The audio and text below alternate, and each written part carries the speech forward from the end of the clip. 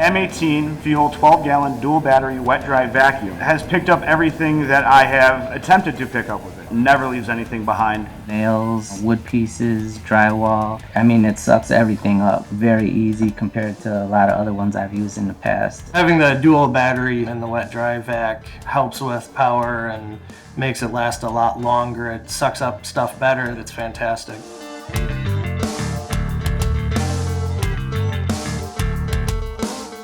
The hose has been amazing. The nails won't even cut through the hoses and like that. Doesn't kink, doesn't fold bad, it stays in shape. I'm not afraid to pull the whole vacuum, even with 3 to 5 gallons of water or liquid in there.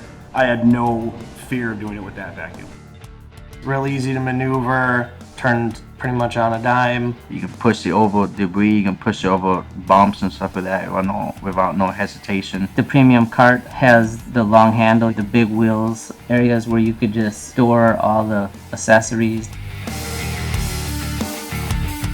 The M18 wet dry vac is very versatile. Being able to put different heads on different containers is really nice. I also do multiple different types of jobs. Like if I'm coming in just to do a small repair or something, I want a smaller vacuum. I don't want a big vacuum. The smaller ones are nice for like when I'm inside a bathroom or a smaller area, still be able to fit in there. It's just so much more helpful. You can take it anywhere. And when I'm doing a big demo, I do want a big vacuum that has a lot of space and I don't need to make multiple trips.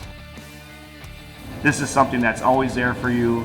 With power, without power, you always have a vacuum to help you clean up your mess. Being able to go cordless and keep a clean site, that's what it's all about.